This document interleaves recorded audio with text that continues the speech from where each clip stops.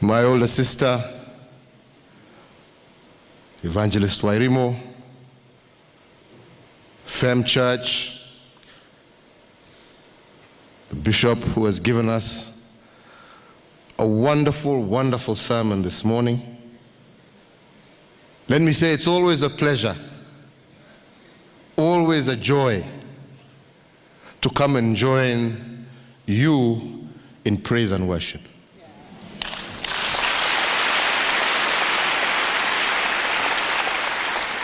As my friend William has said, this church is a very inspirational church. You feel the Spirit of God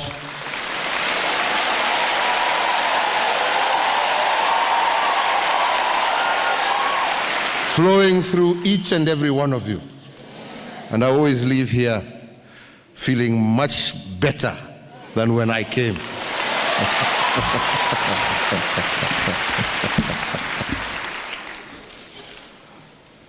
Bishop, let me just say, wow.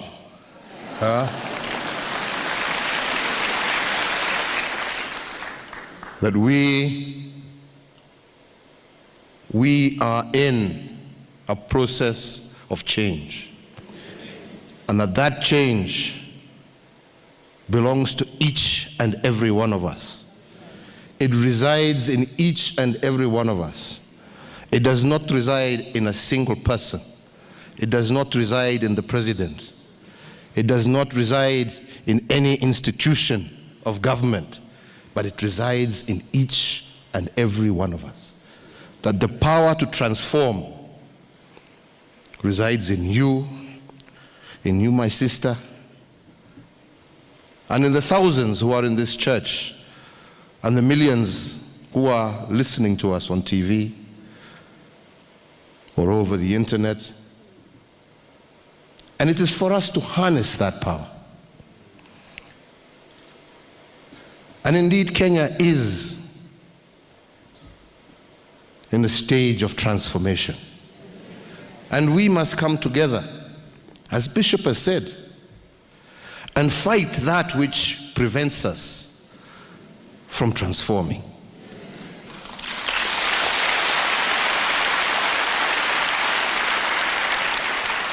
And empower each and every one of us to help us achieve our dream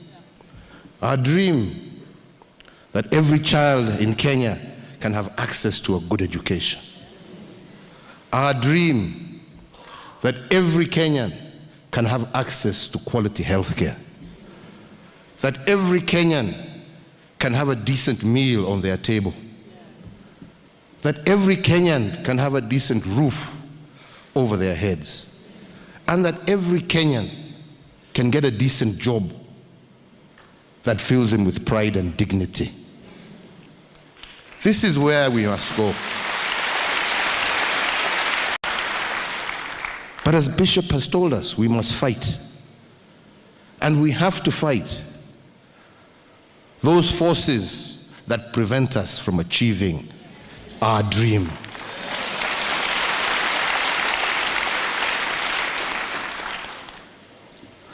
Over the last few weeks, I've lost very many friends, Bishop.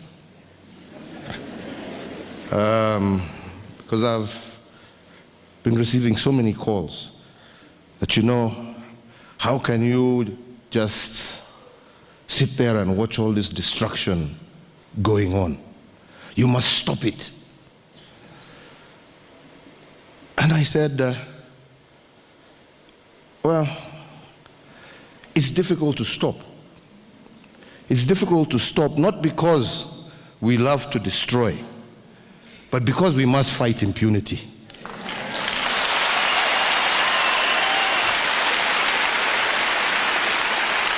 Because if we fail to fight impunity, we will not achieve our dreams. And a time has come for us to fight impunity. A time has come for every Kenyan to realize, no matter how powerful you think you are, no matter how much you think you know people in high position, no matter how much money you have, that will not save you. That will not save you.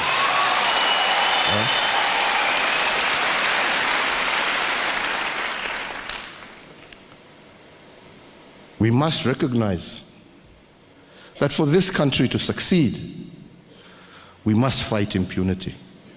For this country to succeed, we must fight corruption. We must fight corruption. Because corruption is one of those forces that prevents us from achieving our dreams.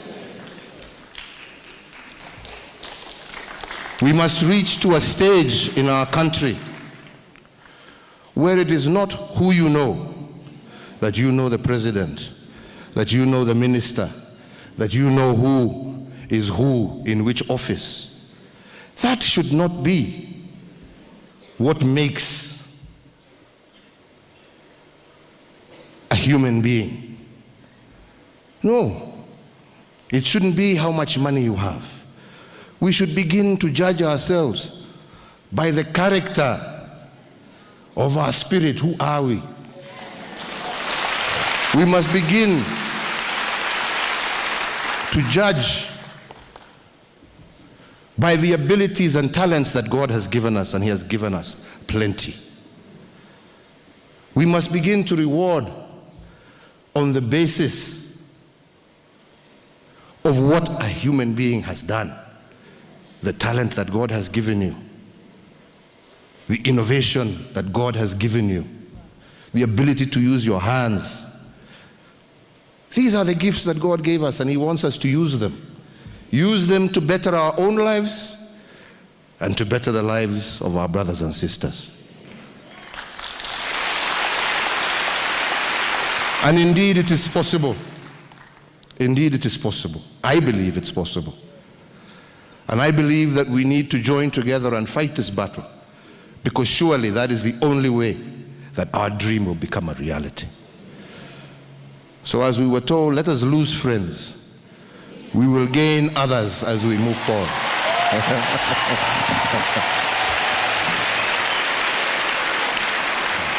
Let us lose friends and do that which is right in the eyes of God.